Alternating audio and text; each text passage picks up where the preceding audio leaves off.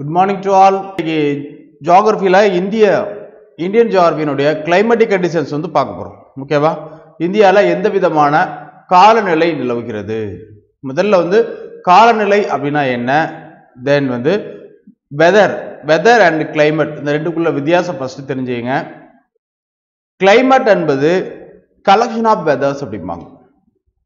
மொத்தமா ஒவ்வொரு நாளைக்கு இருக்கக்கூடிய வெப்பநிலை, ஈரப்பதம் இது எல்லாத்தையும் சேர்த்து டோட்டலா ஆவரேஜ் பண்ணி சொல்றது தான் கிளைமேட். தினந்தோறும் சொல்லக்கூடிய இந்த சிங்கிள் ரிப்போர்ட்டை என்ன சொல்லுவாங்க அப்படின்னா வந்து காலநிலை, அதாவது வந்து வெதர் காலநிலை அப்படிங்கிற மாதிரி சொல்லுவாங்க. ஸோ வெதர் அப்படின்னா கலெக்ஷன் ஆஃப், அதாவது கிளைமேட் என்பது கலெக்ஷன் ஆஃப் வெதர், இதான் வந்து மீனிங். ஸோ இதற்கான அதாவது பருவநிலை மற்றும் காலநிலை சொல்லுவாங்க.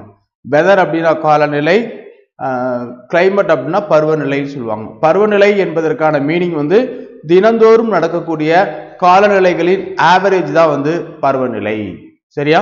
ரைட். ஸோ இப்போ இந்திய புவியியல்ல இதற்கான காலநிலை மற்றும் பருவநிலை என்னன்னு பார்த்தீங்கன்னா, இந்தியாவுக்குன்னு இருக்கக்கூடிய பருவநிலை எதுனா மான்சூன் பருவநிலைன்னு சொல்லுவாங்க. ஓகேவா? மான்சூன் காலநிலை, மான்சூன் கிளைமேட் அப்படின்னு சொல்லுவாங்க. மான்சூன் கிளைமேட் என்பது இந்த இந்தியா அப்படிங்கிற நாடு முழுமையும் மான்சூன் என்ற மழைப்பொழிவை அல்லது அந்த பருவ காற்றை நம்பிதான் உள்ளது. ஸோ இந்த மான்சூன் அப்படிங்கிற வார்த்தையை முதலில் உருவாக்கியவர் யார் அப்படின்னு பார்த்தீங்கன்னா வந்து அல் மசூதி அப்படிங்கிற அரேபியன் ஜியோகிராஃபர். மௌசிம் அப்படிங்கிற அரேபிய மொழி சொல்லிலிருந்து மான்சூன் என்ற வார்த்தை உருவானது. ஓகேவா? ரைட். ஸோ இந்திய காலநிலையை பொறுத்த வரைக்கும் முழுமையும் மான்சூன். இந்த மான்சூன் பொதுவாக இரண்டு வகைப்படும். ஒன்று வந்து தென்மேற்கு பருவக்காற்று, இன்னொன்று வந்து வடகிழக்கு பருவக்காற்று.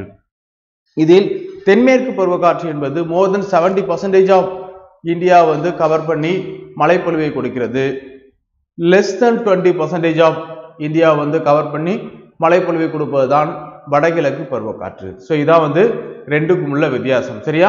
ஸோ இந்திய காலநிலையை நிர்ணயிக்கும் காரணிகள் அப்படின்னு ஃபர்ஸ்ட் பார்க்குங்க. ஸோ ஒரு காலநிலை அப்படின்னா அதனை நிர்ணயிக்கக்கூடிய காரணிகள் எதெல்லாம் அப்படின்னு பாருங்க.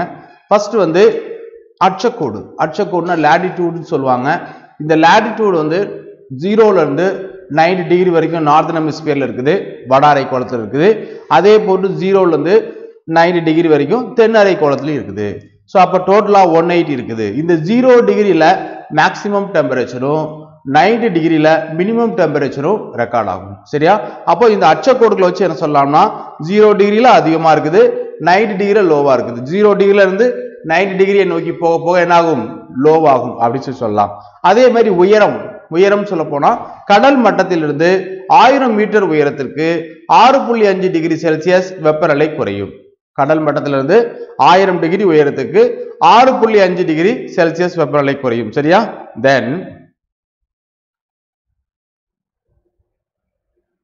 அடுத்தது பருவகால காற்று அப்படின்னு சொல்லுவாங்க. அதாவது அந்த டைம்ல வீசக்கூடிய விண்ட் ஃப்ளோ எந்த டைரக்ஷன்ல இருக்குது அப்படிங்கிற பொறுத்து மாறும். ஸோ வந்து மேக்சிமம் வந்து கடல்ல இருந்தா காற்று வந்து நிலத்தை நோக்கி வீசும், அல்லது நிலத்திலிருந்து காற்று கடலை நோக்கி வீசும்.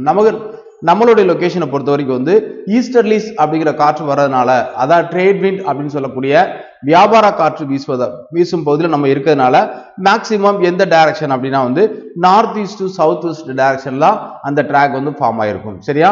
தென் நில தோற்றம், அங்க எந்த மாதிரியான ஒரு டோபோகிராஃபி இருக்குது, நில தோற்றம் இருக்குது, ஒரு பிளைன் ஏரியாவா இருக்குதா, அல்லது வந்து அது பக்கத்திலே ஒரு மவுண்டெயின்ஸ் இருக்குதா, அல்லது லேக் இருக்குதா, அல்லது வந்து ரெண்டு மவுண்டெயின்ஸ் இடையில வந்து ஒரு வேலி, ஒரு பள்ளத்தாக்கு மாதிரி இருக்குதா அப்படிங்கிறது பொறுத்தும் நிலத்தோற்றம் மாறுபடுகிறது. சரியா?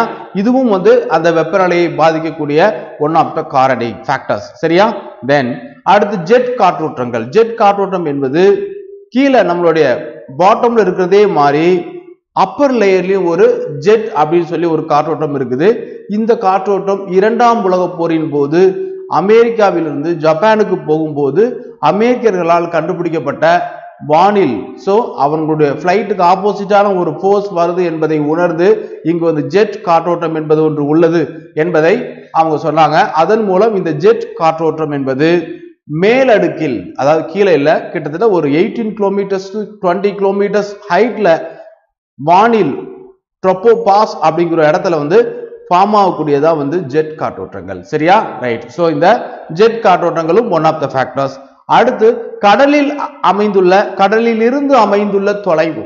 சோ ஒரு இடம் கோஸ்ட் இருக்குது. கோஸ்ட் அதாவது கோஸ்ட் என்பது கடலும் நிலமும் சந்திக்கும் இடம் தான் வந்து என்ன கோஸ்ட் அப்படின்னு சொல்லுவாங்க. இந்த கோஸ்ட்ல இருந்து அந்த சிட்டி எவ்வளவு தூரத்துல இருக்குது, எவ்வளவு இன்டீரியர்ல இருக்கு அப்படிங்கிறத பொறுத்தும் இந்த வெப்பநிலை முடிவு செய்யப்படும்.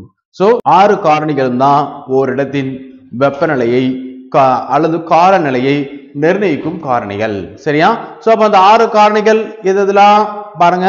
லாட்டிடியூட்ஸ், ஹைட், தென் பருவகால காற்று, விண்ட்ஸ், சீசனல் விண்ட்ஸ், தென் டோபோகிராஃபி, ஜெட் காற்றோட்டங்கள்.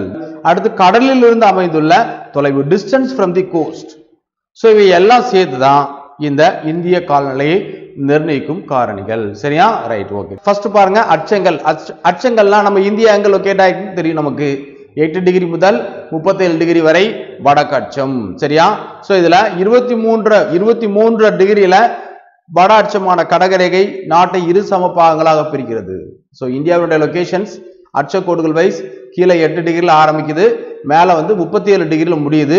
இதுக்கு இடையில இந்தியாவை இரண்டாக பிரிக்கும் ஒரு கோடு எதுன்னு கேட்டா அது கடகரேகை. அது எது வழியாக போகிறது? 23 டிகிரில எக்ஸாக்டா பாஸ் ஆகுது. சரியா? சோ அது வந்து கடகரேகை. தென் கடகரேகைக்கு தெற்கே அமைந்துள்ள பகுதிகளில் ஆண்டு முழுவதும் அதிக வெப்பமும் மிக குளிரற்ற சூழலும் நிலவுகிறது. ஏன் அப்படின்னா இந்த சூரியனின் நேரான செங்குத்து கதிர் இந்த கடகரேகைக்கு முன்னால உள்ள பகுதியில் விழும். இந்த கடகரேகைக்கு வடக்கே உள்ள பகுதியில் சூரியனின் நேரான கதிர் விழாது. அங்க என்னதான் இருக்கும்? சூரியனின் சாய்வான கதிர் தான் இருக்கும். அதனால சாய்வான கதிர்களுக்கும் நேரான கதிர்களுக்கும் வித்தியாசம் என்னவென்றால் இங்கு இன்டென்சிவ் அதிக வெப்பநிலையும் அங்கு குறைவான வெப்பநிலையும் நிலவும். சரியா? ரைட். தென் கடகரேகைக்கு வடக்கே உள்ள பகுதிகள் மித வெப்ப காலநிலையை கொண்டுள்ளது. மிகவும் குறைவான வெப்பநிலையை கொண்டதுதான் வந்து எது? கடகரேகைக்கு வடக்கே இருக்கக்கூடியது.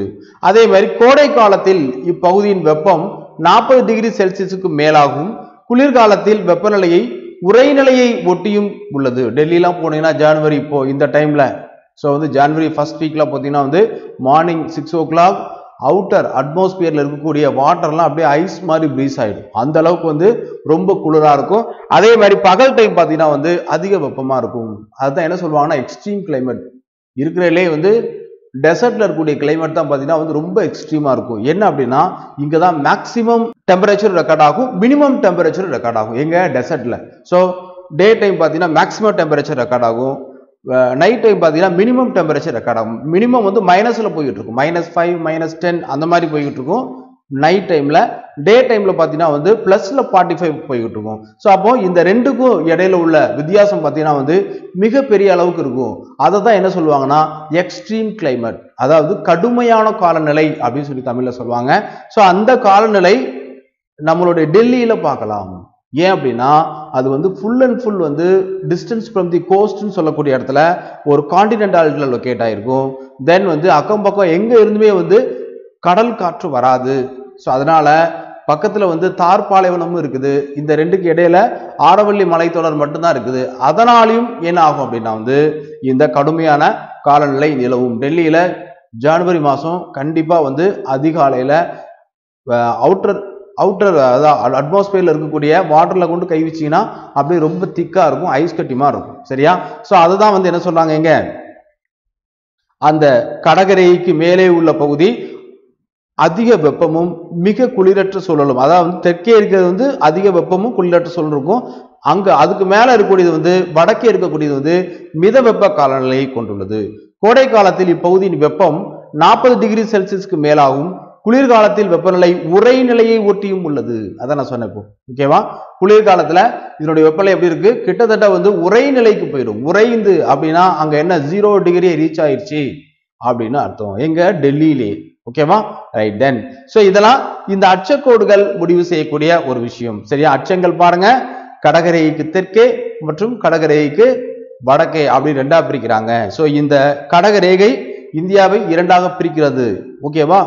முழு இந்தியாவையும் இயற்கை, அதாவது இயற்கை ரீதியாகவும் இரண்டாக பிரிக்கிறது, காலநிலை ரீதியாகவும் இரண்டாக பிரிக்கிறது. கிளைமேட் வைஸ் வந்து இந்தியா வந்து ரெண்டா பிரிக்குது. இந்த கடகரேகைக்கு வடக்கே உள்ள பகுதி ஒரு விதமான கிளைமேட்டையும் தெற்கே உள்ள பகுதி மற்றொரு விதமான கிளைமேட்டையும் கொண்டுள்ளது. சரியா? தென் பாருங்க. ஸோ இந்தியா போட்டிருக்கேன். ஸோ இந்த மேப் ஆல்ரெடி இது இருந்தது தான், லொக்கேஷன்ல இருந்த மேப் தான் இதுலயும் தூக்கி போட்டிருக்கோம் பாருங்க. சரியா? இந்தியாக்கான மேப் பார்த்துங்க. ஸோ இதுல கடகரேகை எங்க பாஸ் ஆகுது அப்படின்னா உங்களுக்கு தெரியணும். பாஸ் ஆகுது பாருங்க, இதான் கடகரேகை. குஜராத், ராஜஸ்தான், மத்திய பிரதேஷ், சத்தீஸ்கர், ஜார்க்கண்ட், வெஸ்ட் பெங்கால், திரிபுரா, மிசோராம், இந்த ஸ்டேட் வழியாக கடகரேகை கடந்து செல்கிறது. ஸோ அப்போ இங்கெல்லாம் ஒரு விதமான காலநிலை, இங்கே எல்லாம் ஒரு விதமான காலநிலை. இங்கு சூரியனின் நேரான கதிர் விழும், இங்க சூரியனின் சாய்வான கதிர்கள் தான் விழும். மீண்டும் இரவில் 9 மணிக்கு சந்திப்போம். ஓகே.